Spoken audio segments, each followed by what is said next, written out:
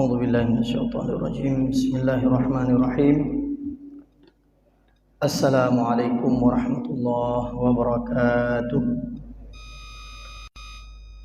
أحمده سبحانه وتعالى وأستهديه وأعوذ به من شرور أنفسنا ومن سيئات أعمالنا من يهد الله فلا مضل له ومن يضلله فلن تجد له وليا مرشدا اللهم صل على سيدنا ومولانا محمد وعلى آله وصحبه أجمعين رب اشرح لي صدري ويسر لي أمري واحلل عقدة من لساني يفقه قولي أما بعد.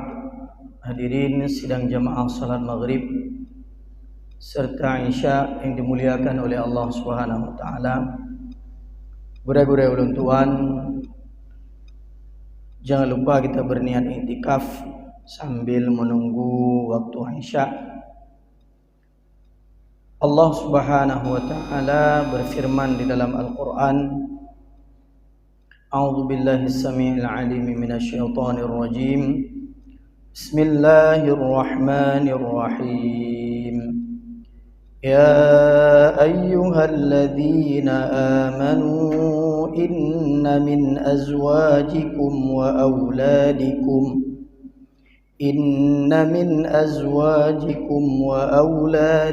aduwwun lakum fahdharuhum wa in ta'fu wa tasfahu wa taghfiru fa innallaha ghafurur rahim.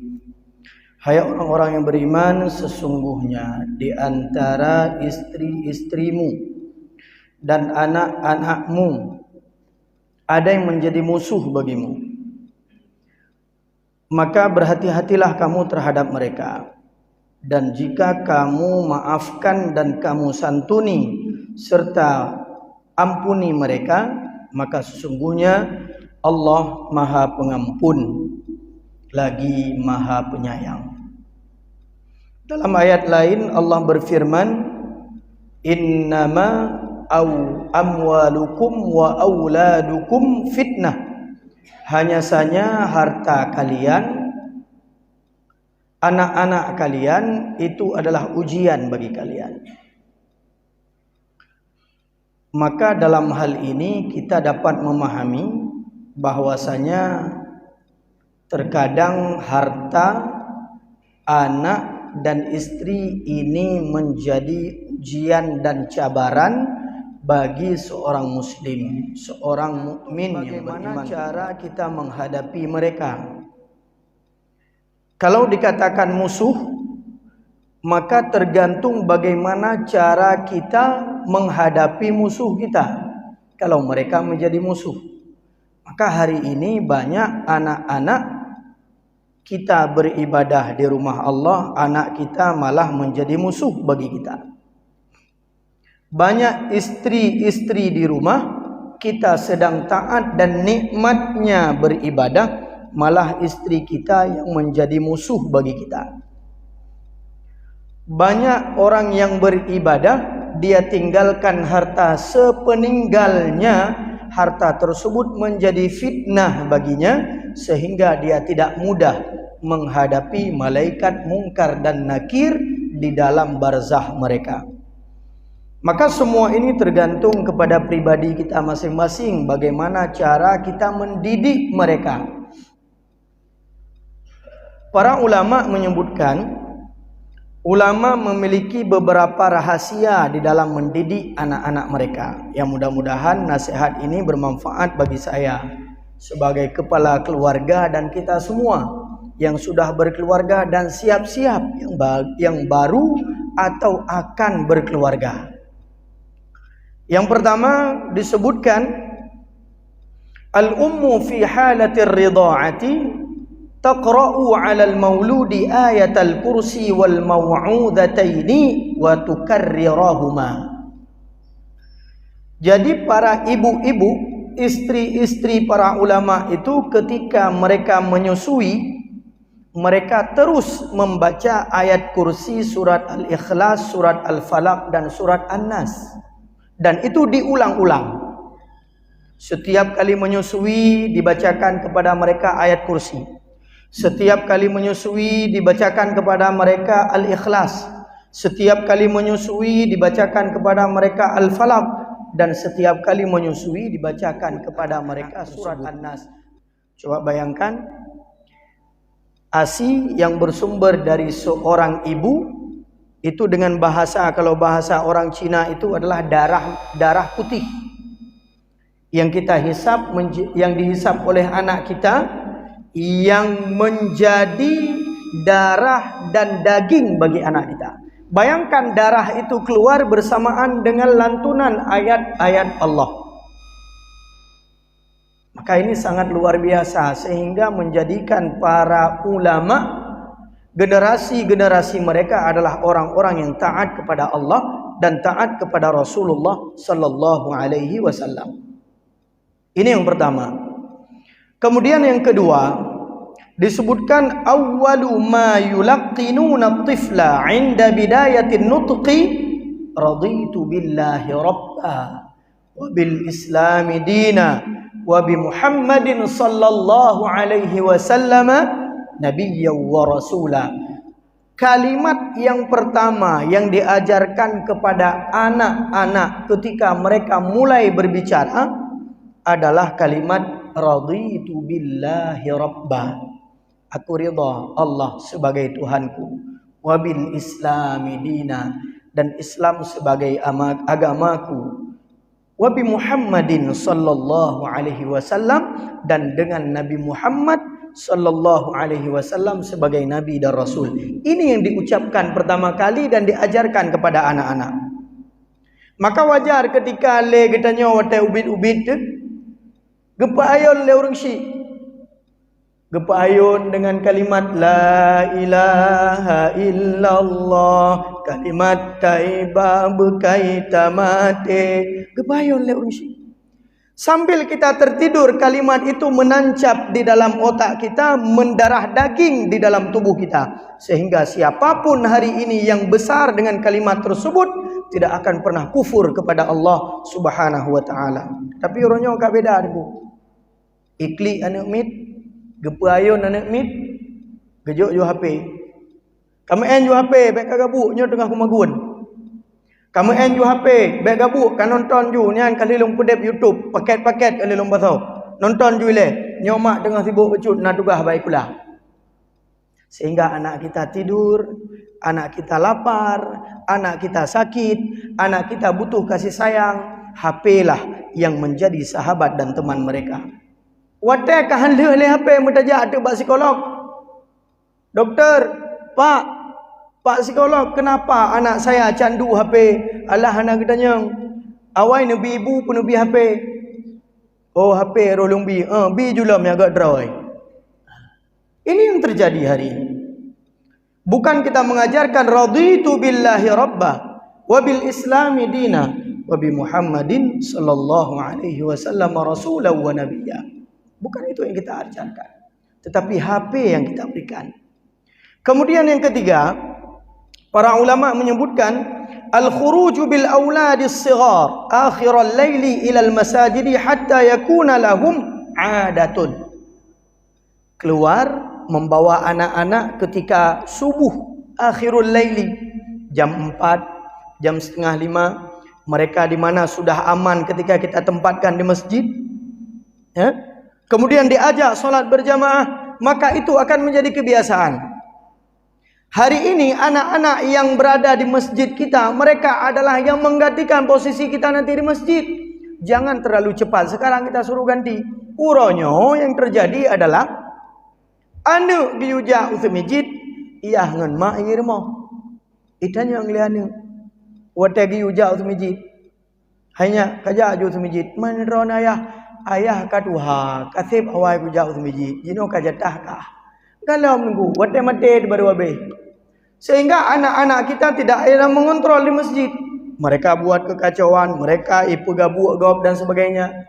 Bahkan ada beberapa CCTV ini di Masjid Jami. Ya, saya selalu terpantau, saya lihat.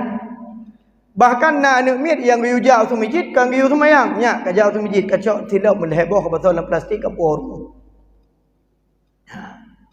Padahal pendidikannya adalah ajak anak-anak ke masjid, ajarkan tata cara mereka solat, ajarkan cara mereka membaca Al-Quran, ajarkan mereka untuk membiasakan i'tikaf di rumah Allah. Baik menan tongan ke masjid, ya nak mit.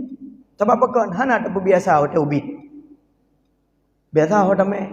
Hai kedai bak mall, kedai ulaut, kedai bak tempat wisata, kebun binatang, maka wajar hotel rayuk galai ke binatang, anak galai ke masjid. Ini yang ketiga.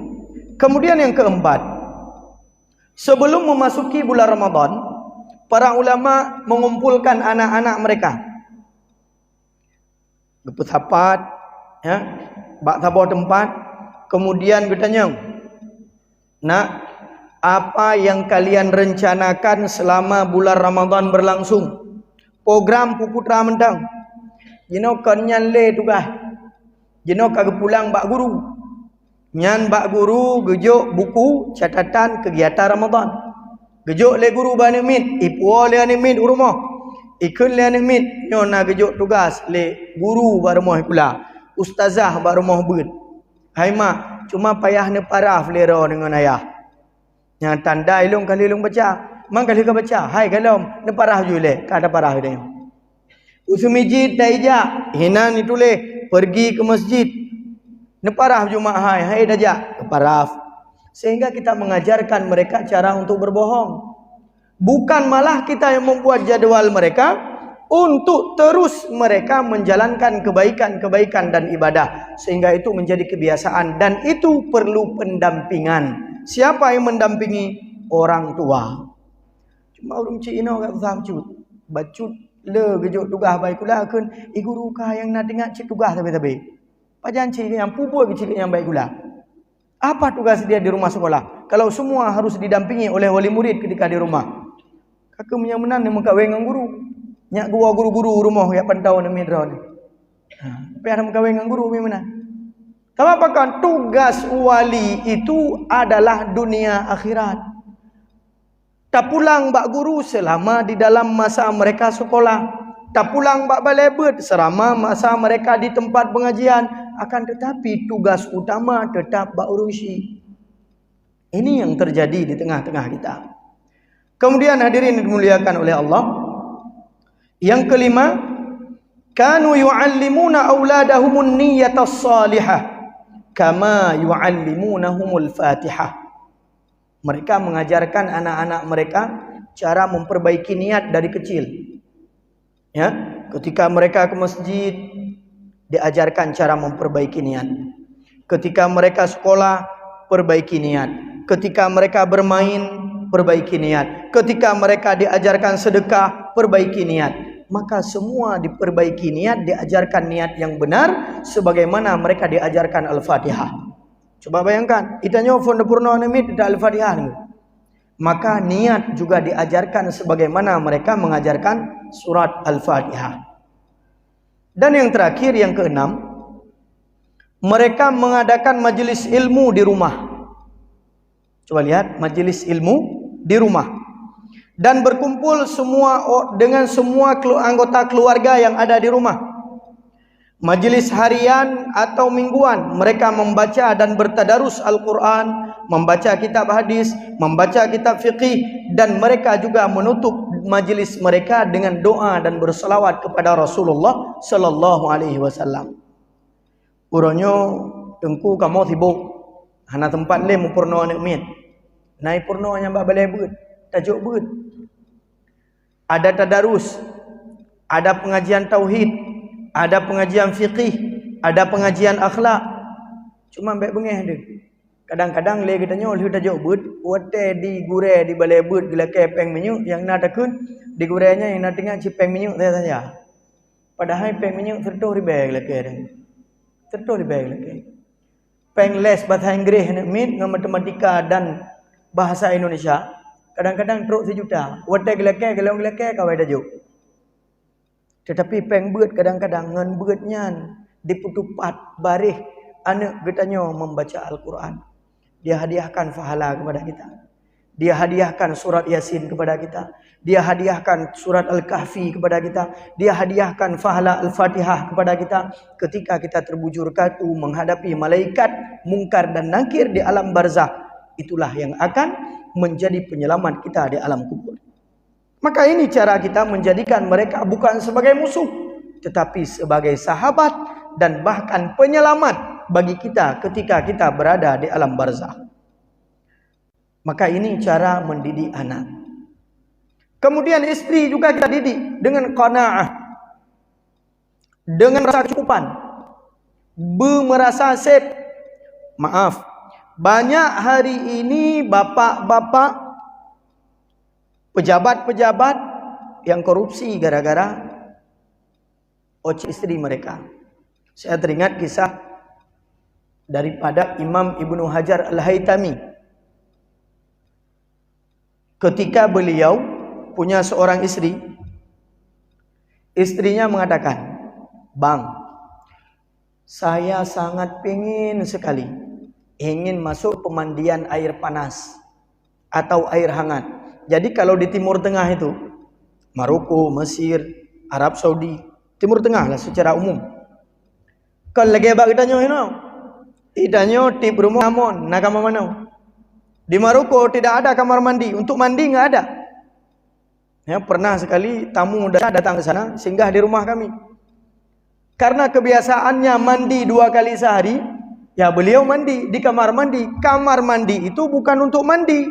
Sehingga beliau mandi muile tu truk bak balkon truk bak ruang tamu ile sebab apa kan? Memang kamar manonya kan untuk mana? Tempat mandi itu ada tersendiri, namanya ada orang lain yang masuk. Dan bahkan beliau memberikan bayaran sehari kami kerja. Sehingga kesalah istri daripada Imam Ibnu Hajar ini. Bukan Al-Asqalani tapi Al-Haytami. Kemudian pulang dengan penuh jengkel. Hai nama tahu rinang, kan sering pepek. Nah, belau rinang, gedanya mau inang Nabi pinacim pepek. Kemudian sesampainya di rumah dengan penuh kekesalan berjumpa dengan suaminya Ibnu Hajar, lalu dia katakan, hari ini tidak ada ulama fiqih di Mekah kecuali Ar-Ramli, nikahan yang sah dan tidak ingin punya keturunan. Hari ini sekolah-sekolah dasar dan TK ratusan sudah tutup di Jepang. Kenapa? Terjadi krisis keturunan besar-besaran. Orang Amerika, mereka beradab tetapi tidak berakhlak. Hari ini terjadi proses demonstrasi besar-besaran di Amerika 2 hari yang lalu. Saya lihat di media. Apa yang didemo? Para wali siswa, mereka demo menolak kurikulum LGBT yang akan dimasukkan ke dalam kurikulum sekolah. Kurikulum LGBT ini pertama baik pula. Ternyata kurikulum itu bertentangan dengan naluri manusia saban lagi orang Islam. Mereka agama mereka non-muslim, ada yang Kristen, ada yang ateis, yang tidak percaya Tuhan. Tetapi menandi mekat LGBT baktikula, mereka langsung menolaknya. Kenapa? Mereka tahu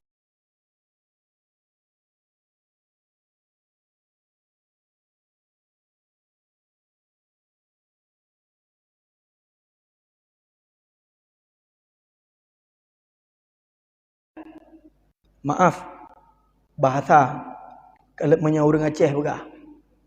Ya. Apakah boleh lembut bahasa Aceh, bahasa Indonesia? Anjing jantan tidak akan pernah menyetubuhi anjing jantan. Itu anjing. Tetapi lelaki hari ini manusia, na'udzubillah, berhubungan dengan sesama jenis mereka. Di zaman Nabi Lut ada homoseksual, tetapi tidak ada lesbi, tidak ada transgender. Berarti itu lebih parah kaum Sodom dengan umat manusia jino di akhir zaman. Lebih parah jino. Na'udzubillah thumma na'udzubillah. Maka hati-hati. Di Amerika kayak itulah. Kemudian terjadi penolakan juga di Kanada. Terjadi penolakan juga di Australia. Di berbagai tempat sudah terjadi penolakan. Kenapa? Sudah sedang gencar-gencarnya mereka promosikan masalah ini. sedang gencar-gencarnya. Maka kenapa ini bisa terjadi? Karena mereka tidak ada nilai ibadahnya. Mereka tidak diproses hasil daripada akhlak, hasil daripada sebuah ibadah yang benar, akidah yang benar, sehingga mereka menganggap akal sehat mereka ini harus ditentukan dan dijalankan walaupun bertentangan dengan agama. Hari ini bahkan yang menolak LGBT tersebut bukan hanya umat Islam, tetapi seluruh umat Kristen yang ada di dunia, termasuk di Indonesia. Sebab pekan bertentangan itu. Sangat-sangat bertentangan. Namun yang sayang, nyo logo je. Ya, padahal pelanginya rahmat Allah bagi dia. Satu tanda cipta kuasa Allah, tanda-tanda kekuasaan Allah. Na pelangi le wujud, ina cok pelanginya, ipu gak logo nya, mana nak taket. Sang pelangi cik atawaknya. Kemarin yang apa itu namanya? Artis konser, Coldplay yang mengkampanyekan masalah LGBT datang ke Indonesia. Ya mudah-mudahan, ya sebagaimana dikatakan oleh seorang pendakwah, dengan kedatangan mereka melihat orang Indonesia yang taat kepada agama, mereka mendapat hidayah. Mudah-mudahan kita mewarnai mereka. Tetapi yang kita takutkan, anak-anak kita terwarnai oleh mereka. Sebab jino kabeh ke mesin du ini. Menyang ke udip ada alam ia mesin ha ka mesin. Tetapi menyang engkot ka di luar ia menan di pemasin akan mesin. Artinya apa? Kalau anak-anak kita masih di dalam lingkungan yang baik, insya-Allah mereka tidak akan terwarnai. Tetapi kalau anak-anak kita tidak kita masukkan ke dalam komunitas yang baik, niscaya anak-anak kita akan diwarnai oleh warna-warna yang lain. Hana tajak bet, hana terpantau baik pula, asal kali terbit bengah, iwa support kaman lagi dia. Bahkan betul kun, legure, hai ni pujok bet ni mit, sayang, tu hek cat iwa les, tu lat iwa les. Yang kau nak dengar dia. Bet hana, pendidikan agama tidak, di sekolah tidak pernah kita pantau. Kadang-kadang bertecok rapor, pihana tajak tak cok rapor. Ya, saya sebagai pendidik, pimpinan dataku Imam Syafi'i, saya lihat persentase wali murid yang perhatian terhadap santri setiap akhir daripada ujian mereka itu cuma 50%, tidak lebih. Nya ada. Baik ni kira mendum na dia dengar. Nyo anu drone lagi nyo. Hana. Langsung pegah. Keyuja adik ke. Keyuja anak kemuan ke. Hai kak cok rapor ti abang ti an. Kak cok rapor adik ti an. Hang jarau. Padahal itu adalah momen bagaimana pendidikan di sekolah itu menjadi warna bagi anak kita. Apabila ada yang kurang, ada yang tidak sempurna, kita sempurnakan ketika kita di rumah. Watetro rumah dapat ingat. Watetro rumah tabi nasihat, tak pantau gerak-gerik mereka. Tidak kita berikan akses sepenuhnya terhadap media sosial. Tidak kita berikan sepenuhnya tanpa pengawasan HP. Bahkan tak boleh pakai dalam cukup jai, tak boleh pakai, anak tak awasi. Silahkan, kita tidak anti terhadap teknologi, tetapi jangan sampai teknologi itu meracuni anak-anak kita. Anak-anak kita harus paham teknologi agar mereka tidak tertinggal terhadap kemajuan teknologi, tetapi dengan teknologi tersebut menjadi wasilah bagi mereka di dalam berdakwah. Ini yang penting.